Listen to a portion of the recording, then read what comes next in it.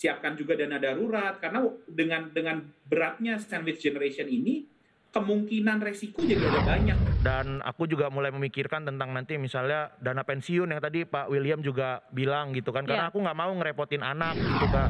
Selain kita persiapan dengan dana pensiun, harus siapin juga punya dana darurat, Setuju. kita siapin juga proteksi, punya asuransi gitu. Jadi ya memang harus lihatnya dari segala faktor gitu. Selamat datang di Do It, podcast yang membahas seputar pengelolaan keuangan. Dalam setiap episode, saya akan berbincang dengan bintang tamu yang menarik dan juga para expert yang akan menjawab segala permasalahan finansial. Bersama saya, Conchita Caroline, inilah Do It. Hai Bala Duit, masih dengan pembahasan Breaking Sandwich Generation. Di video sebelumnya kita sudah membahas apa sih Sandwich Generation itu. Nah sekarang saatnya kita membahas bagaimana caranya untuk mengatasi kondisi tersebut. Nah sebelum kita lanjutkan pembahasannya, boleh ya saya ingatkan sekali lagi, jangan lupa untuk klik tombol like, subscribe YouTube channel Monolife Indonesia, dan sebarkan video ini sebanyak-banyaknya. Siapa tahu ada teman-teman kamu yang juga membutuhkan informasi ini dan kita bisa belajar bersama-sama. Baik, saya mau ke Pak William dulu ya, mungkin Pak, bisa dikatakan kan memang banyak sekali lah ya milenial di Indonesia yang masih berada dalam generasi sandwich ini, dan tidak sedikit pula yang pada akhirnya tanpa disadari merasa depresi. Wajar karena tekanan yang dirasakan jadi lebih banyak atau lebih besar, di mana tanggung jawabnya tidak terhenti kepada anak istri tapi juga kepada orang tua, atau bahkan ada juga yang masih bertanggung jawab akan kakaknya, adiknya dan lain sebagainya. Lalu bagaimana cara untuk mengatasi kalau sudah terjadi seperti ini ya Pak William? Mungkin yang pertama kita harus paham banget tentang prioritas gitu ya. Jadi secara prioritas mana yang lebih penting gitu kan. Bisa dari siapanya, bisa juga dari apakah kebutuhan ataukah ini keinginan. Itu yang pertama. Yang kedua harus mungkin setiap ada masalah, misalnya kita merasa oh ada expenditure atau ada pengeluaran yang terlalu besar-besaran nih ya, kita harus bisa komunikasi gitu, apakah itu ke orang tua, apakah itu ke anak, apakah itu ke istri gitu kan, sehingga jangan dipendem dan akhirnya ketika dipendem dua hal terjadi gitu, secara mental juga bisa depresi, bisa breakdown, tapi ya pengeluaran itu juga nggak ke-manage gitu. Jadi yang komunikasi itu penting gitu, jadi komunikasikan dengan keluarga, dengan pihak-pihak yang memang related gitu kan.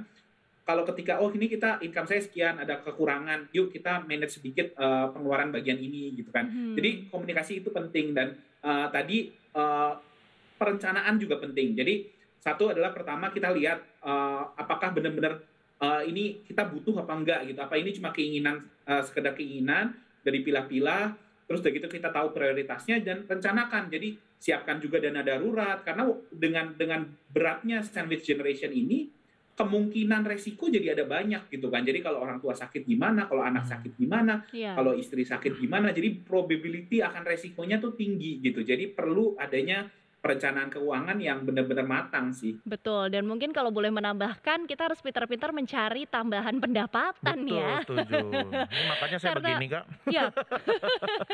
Karena tanggungannya banyak, jadi sebisa mungkin ini pintu pemasukannya nggak hanya Harus satu banyak gitu ya, tapi ada beberapa. Boleh nanya sama Pak William nggak? Silakan. Iya. Tadi kan Pak William bilang gitu kalau komunikasi itu penting sekali gitu, karena aku tuh kadang-kadang suka susah gitu mau komunikasi ke istri masalah keuangan ini gitu, kayak gimana sih Pak caranya biar enak gitu komunikasi sama istri kalau misalnya kita ngomongin rencana keuangan, itu gimana Pak caranya Pak? Mungkin pertama-tama saling transparan gitu ya. Transparan dalam hal mungkin kan ini memang mungkin nggak setiap orang cara komunikasinya mungkin berbeda. Tapi betul. Kalau saran saya ketika kita transparan, income, transparan pengeluaran, itu komunikasi akan lebih enak gitu kan. Terus yang kedua ya start dari hal yang simple gitu. Jadi kita nggak usah pusing tentang nanti kita rencanain 5 tahun ke depan seperti apa, enggak gitu. Start dari simple, misalnya yuk kita catat semua pengeluaran gitu kan. Dari pengeluaran itu kita pilah-pilah, misalnya mana yang sebenarnya ini kita prioritaskan gitu. Ini hal-hal yang tidak mungkin kita kurangin. Ini hal-hal yang mungkin kita kurangin. Jadi perlahan, jadi jangan kita yaudah yuk kita bikin perencanaan keuangan 10 tahun ke depan. Mungkin nggak langsung seperti itu, tapi pelan-pelan dari catat dulu pengeluarannya seperti apa. Terus catat juga pemasukan. Kadang-kadang pemasukan bisa tadi berbagai macam gitu ya, bisa bisa dari kerjaan tetap atau ngambil sambilan atau mungkin jual online makanan di rumah. Jadi bisa banyak hal, semua itu tercatat dulu, baru mulai dari situ dipilah-pilah gitu, mana yang kalau income, mana yang sebenarnya ini income ini nggak stabil ya, jadi kita nggak boleh rely sama income ini ke depannya. Terus kalau pengeluaran mana yang bisa kita kurangin, kira-kira gitu sih. Wah, makasih Pak. Semoga istri saya nonton ya Pak ya. Ntar saya suruh nonton Mbak. Atau bisa juga sambil ngerencanain keuangan sambil diajak traktir makan gitu ya. Agak dirayu-rayu sedikit gitu istrinya. Ini kalau nonton ketahuan dong triknya ya. Traktir makan atau staycation ya. Iya, langsung tapi itu jadi keuangannya keluar boncos juga abis itu. Nah, Permasalahan menarik lagi nih. tuh. Menarik nih kalau kita bahas mengenai komunikasi. Tadi kan Mas Hifzi lebih menekankan pada gimana ya kalau penyampaian sama pasangan gitu. Iya, betul. Apalagi kalau pandangannya berbeda nih terhadap perencanaan keuangan ke depan. Tapi ada juga yang tidak kalah tricky. Bagaimana cara kita menyampaikan kepada orang tua saat kondisi finansial kita sedang tidak baik-baik saja, tapi pada satu sisi orang tua masih bergantung pada penghasilan kita. Karena kan kita juga pasti ada rasa ingin membayar budi yang sudah diberikan selama ini, membesarkan kita gitu. Tapi di sisi lain juga kita harus realistis terhadap uang yang saat ini ada di dalam kantong gitu. Ada tips dan trik nggak sih Pak William, gimana ya untuk menyampaikan kepada orang tua agar mereka tidak tersinggung dan kita juga tidak terkesan seperti memotong gitu ya, memotong tali kekeluargaan gitu. Tiba-tiba dimusuhin nanti gitu. Iya, gimana ya Pak? Iya, tadi mungkin yang pertama konsepnya adalah ini kan juga bukan, ini win-win gitu. Jadi ini adalah untuk kebaikan bersama. Jadi bukannya kita juga memotong kebutuhan yang nggak penting ini terus jadinya untung sepihak, enggak. Dimana ketika seseorang itu udah terhimpit gitu kan, wah ini kalau pengeluarannya begini terus dia nggak bisa survive nih, berapa lama utangnya makin gede gitu kan. Nah jadi konsepnya adalah komunikasi ini bukannya kita trying untuk merugikan orang tua, tapi di sini adalah yuk kita bekerja sama, yuk kita komunikasi untuk win-win, finansial juga kita stabil sehingga kedepannya juga kita bisa provide lebih panjang ke depan gitu kan. Nah secara konsepnya win-win, jadi mungkin kita jadi lebih pede gitu untuk menjelaskan masalahnya seperti apa. Dan aku yakin, maksudnya orang tua kan juga terhadap anak kan pasti bukan yang pokoknya saya mau uangnya gitu kan, enggak juga. Pasti mereka juga mengerti ketika income hanya segini, yuk kita pilih-pilih yang kebutuhan yang hanya kebutuhan yang benar-benar mendasar aja ya, nanti sampai ada income tambahan gitu. Atau mungkin komunikasinya dibuatnya lebih positif. Gimana ya cara dapetin income tambahan gitu. Sehingga itu mengisiratkan bahwa sekarang income-nya kurang untuk memenuhi pengeluaran yang ada sekarang. Kira-kira gitu sih. Berarti tetap kuncinya adalah komunikasi dan kejujuran ya. Di saat kita ada di posisi ini memang baiknya kita jalin komunikasi yang terbuka kepada orang-orang yang terlibat. Contoh orang tua atau pasangan.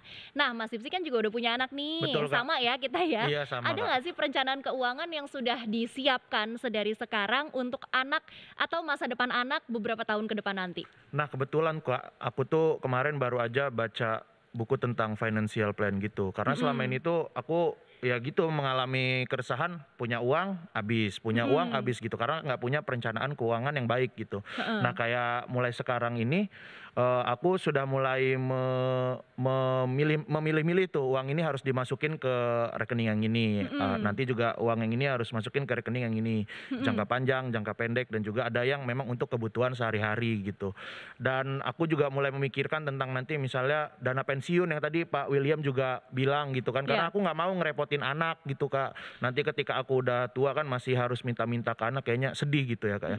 Pemahaman keuangannya sudah akan diberikan sejak dini gitu. Betul. Iya, karena kan memang pasti setiap orang tua termasuk kita gitu inginnya anak juga bisa terhindar dari yang namanya sandwich generation. Gak ada orang tua yang ingin merepotkan anak-anaknya, apalagi di saat anaknya ini nanti sudah punya tanggung jawab lagi, sudah punya anak dan istri. Nah Pak, sebenarnya apa sih langkah-langkah yang bisa dilakukan untuk menghindarkan anak dari sandwich generation? Planning yang dilakukan Mas Hifzi tadi sudah betul ya Pak ya? Iya, tadi kalau semua orang tua kayak Mas Sipsi sih bakal sedikit tuh sandwich generation Wah di iya Indonesia. Pak, semoga. Iya. Tapi saya paling ntar minta transfer anak saya 4 juta lah sebulan. Enggak. Aduh, aduh, aduh, aduh. Bercanda, Pak. Aduh, gimana Pak? Lanjut Pak. Ya, tapi itu tadi penting persiapan uang pensiun itu salah satu yang kita terkadang untuk apalagi yang masih muda gitu dia mikir oh saya kan kerja masih lama ngapain saya pikirin pensiun gitu kan. Nah itu yang terkadang membuat oh nanti udah saatnya butuh tiba-tiba malah dia kena PHK atau dia mungkin tidak dapat income kan kita nggak tahu gitu. Jadi persiapan dana pensiun itu harus sedini mungkin dan yang orang kadang lupa adalah oke kita udah siapin dana pensiun tapi setiap saat itu ada yang namanya resiko gimana kalau kita sakit dan zaman sekarang kan rumah sakit kan bisa mahal banget apalagi kalau penyakit-penyakit yang berat gitu kan.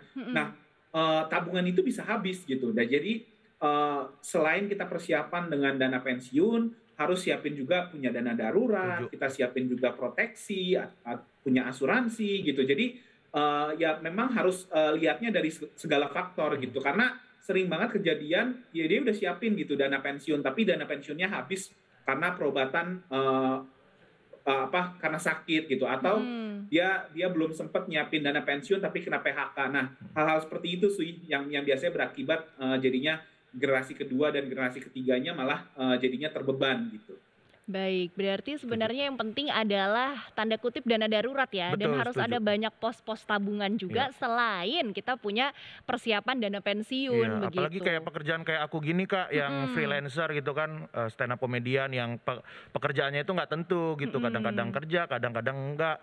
Penting banget tuh buat punya asuransi kesehatan gitu. Jadi uang yang sudah kita persiapkan untuk pensiun itu tidak terganggu. Iya, tertarik untuk join Manulife mungkin Mas Sipsi abis ini? Langsung saya join Pak, langsung. Minta WA ya Pak ya. Nah ini kan kita tadi bahas tentang sudut pandang seorang anak ya menjadi sandwich generation. Tapi sebenarnya ada juga yang tidak kalah ramai jadi perbincangan oleh masyarakat di Indonesia. Bahkan kalau buka Twitter kemarin ini sempat menjadi trending topik juga, sempat dibahas juga bahwa masih banyak juga orang tua yang menganggap anak adalah investasi. Kita beri mereka bekal pendidikan yang baik, kita berikan mereka segalanya di masa muda karena di masa tua nanti yang akan mengurus, merawat dan mendanai kehidupan kita adalah anak begitu. Bagaimana Pak Will untuk tanggapannya mengenai pemikiran anak adalah investasi orang tua? Ya, mungkin kita bisa reflect dari diri sendiri aja gitu kan. Ketika kita juga bertumbuh dewasa, kita kan juga punya keluarga, punya anak. Kita juga sadar dong, prioritas kita pun pasti jadi istri nomor satu, terus ada anak gitu, baru mungkin orang tua misalnya. Bergeser nah, ya. Ketika kita merasa seperti itu, alangkah baiknya kita juga mikir anak kita juga nanti ke depannya juga akan seperti itu dan apakah kita nggak mau mereka itu mempunyai kehidupan yang lebih dari kita gitu kan. Nah sehingga dia bisa mengeksplor apakah dia bisa jadinya bisa jalan-jalan, dia bisa menyekolahkan anaknya ke yang tempat yang jenjang lebih tinggi atau bahkan menyekolahkan ke sekolah-sekolah yang lebih bagus gitu kan. Jadi kuncinya sih sebenarnya gini, apakah kita nggak mau memberikan terbaik buat anak gitu. Salah satu caranya adalah dengan tidak membebankan mereka ketika masa tua kita nanti. Gitu. Betul, karena biar bagaimanapun sebenarnya punya kebebasan finansial itu adalah hal yang paling diinginkan oleh semua orang ya. Jadi tidak perlu lagi memikirkan beban, aduh bayar ini. Semua orang pasti ingin yang namanya punya financial freedom begitu. Harapannya dengan kita membahas topik ini di Duit, Bala Duit bisa nih merealisasikannya di beberapa tahun mendatang dengan perencanaan keuangan yang tepat dan pilihan asuransi yang tepat juga. Karena tadi sudah disampaikan bahwa kita nggak pernah tahu loh, sehat-sehat aja sekarang, tapi 2-3 tahun ke depan pandemi contohnya, pandemi ini juga pasti berdampak cukup besar kepada kita sebagai freelancer ya Mas Sipsi ya? Betul, setuju banget Kak. Aku aja kemarin sempat jualan minuman susu gitu. Oke. Habis itu botolnya numpuk tuh di belakang tuh. Tuh kata istri saya, lo habis mulung katanya. Karena gak laku-laku tuh jualan susu botol, lo habis mulung katanya. Sedih banget kayaknya. Tapi nggak apa-apa, itu kan artinya berusaha mencari betul. tambahan penghasilan ya di masa-masa sulit Betul. gitu, beradaptasi.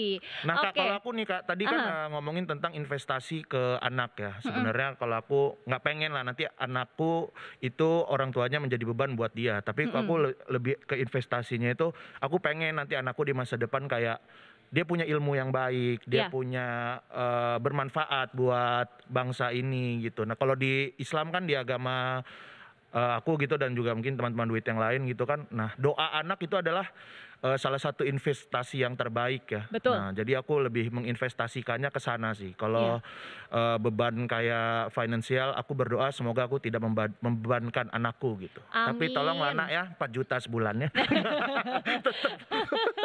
Untung anaknya belum ngerti nih ya, masih baru mau setahun ya. Tapi kan video ini sampai nanti tua dia juga lihat. Enggak bercanda nak. Jadi yang perlu digarisbawahi mungkin Bala Duit sebenarnya adalah nantinya setiap anak pasti ingin membahagiakan orang tuanya. Betul. Tapi alangkah baiknya kalau nanti di masa tua juga kita tidak harus membebankan mereka dengan kewajiban-kewajiban yang mana mereka juga sudah memiliki kewajibannya tersendiri. Itu harapan setiap orang tua pasti, aku yakin ya. Pak William, mungkin ada yang mau disampaikan sebagai kata penutup nih kepada generasi muda Indonesia, khususnya mengenai siklus sandwich generation di Indonesia. Silakan Pak William. Oke, jadi yang pertama adalah gini, pentingnya kita melakukan perencanaan keuangan gitu kan. Jadi perencanaan keuangan itu apa sih?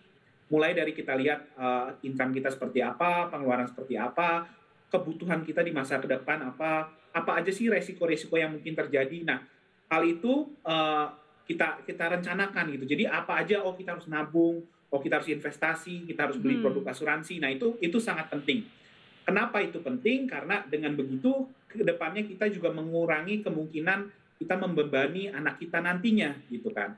Nah, yang kedua adalah pentingnya tadi komunikasi, transparansi gitu kan. Jadi ketika kita dalam posisi, terkadang kita tidak bisa memilih gitu. Saya nggak mau deh masuk ke sandwich generation, enggak. Kadang-kadang kita dilahirkan situasi sekarang harus membiayai anak dan harus membiayai orang tua gitu kan. Yeah. Nah, itu pentingnya kita melakukan prioritisasi gitu kan. Jadi kita harus pilah-pilah yang mana yang benar-benar kebutuhan, yang mana yang tidak bisa dikurangi, yang mana yang hanya keinginan yang bisa dikurangi. Dan kita juga wajib mengkomunikasikan kalau ada masalah, kalau ada ternyata defisit nih, pengeluaran kita jauh lebih besar daripada pemasukan. Nah, itu harus dikomunikasikan, direncanakan sehingga semua orang juga kedepannya jadi win-win gitu. Jadi karena kalau misalnya terjadi hutang, malah jadinya akhirnya kedepannya tidak bisa dibiayai, jadi malah jatuh bareng-bareng gitu kan. Nah, lebih baik dikomunikasikan sehingga bisa jangka panjang. Dan terakhir ya tadi, pinter-pinter cari pemasukan tambahan, apalagi di masa COVID kayak gini nih, kan banyak yang jualan online lah, pemasukan tambahan itu salah satu yang opsi menarik juga. Itu aja, thank you. Terima kasih Pak. Berarti kuncinya adalah komunikasi, kemudian perencanaan keuangan yang tepat, dan kita harus realistis melihat batas kemampuan kita. Kalau memang ternyata, wah kira-kira butuh pemasukan tambahan nih, nggak boleh gengsi ya. Apapun dilakukan. Kita doanya sih ingin semoga untuk Bala Duit yang saat ini masih terjebak dalam sandwich generation bisa segera menyelesaikan siklusnya, jadi tidak terulang lagi kepada anak-anaknya di masa depan nanti. Mas Hipsi, sekarang mungkin ada yang mau disampaikan juga sebagai seorang ayah, sebagai seorang anak juga yang saat ini tentunya sudah bisa dikatakan bisa tidak hanya menghidupi keluarga tapi juga menyenangkan orang tua. Betul. Nih. Ada saran-saran atau nasihat yang mau disampaikan kepada Bala Duit? Aku senang banget ini diajakin di acara Duit ini ya, dan juga aku jadi lumayan mulai agak melek tentang perencanaan keuangan, tentang bagaimana merencanakan masa depan gitu, tentang juga tadi kita butuh banget yang namanya proteksi itu ya. Karena apalagi kayak aku gini profesinya stand up komedian yang pekerjaannya tidak tentu gitu. Kalau tiba-tiba ya amit-amit aku sakit gitu kan, tetap ada perlindungan gitu kan dari asuransi. Itu penting banget teman-teman Bala Duit semua. Dan juga semoga kita semua ini bisa terlepas dari sandwich generation ini ya Kak ya. Kita tidak membebankan ke anak-anak kita, tapi juga jangan juga karena kita kenal dengan istilah sandwich generation, jadi nggak mau ngasih apa-apa ke orang tua kita. Kalau misalnya kita memang punya rezeki yang berlebih, akan sangat baik jikalau kita menyenangkan orang tua, karena dari menyenangkan orang tua itu juga nanti akan ada rezeki-rezeki lain yang akan datang kepada kita. Luar biasa sekali emang. Luar biasa loh. Saya aja nggak sadar loh ngomong begitu. Lagi kemasukan apa nih? Aduh, aku juga kaget loh, tiba-tiba bijak sekali Mas Ipsi ini, luar biasa loh. Tapi jawabannya semoga bisa menginspirasi ya buat Iya, teman duet yang amin, lagi amin, amin. nonton. Terima kasih Mas Ipsi Sama-sama, sudah Kak. hadir membagi cerita. Pak William juga terima kasih banyak ya Pak. Kita belajar banyak nih dari sesi ngobrol-ngobrol kali ini ya. Ya, Pak William, saya juga makasih banyak ya Pak ya. Thank you, thank you. Baik, nah Bala Duit kalau masih ada pertanyaan-pertanyaan nih yang ingin rasanya disampaikan atau ada topik dan bintang tamu yang mau di request, di Duit bisa banget, caranya gampang.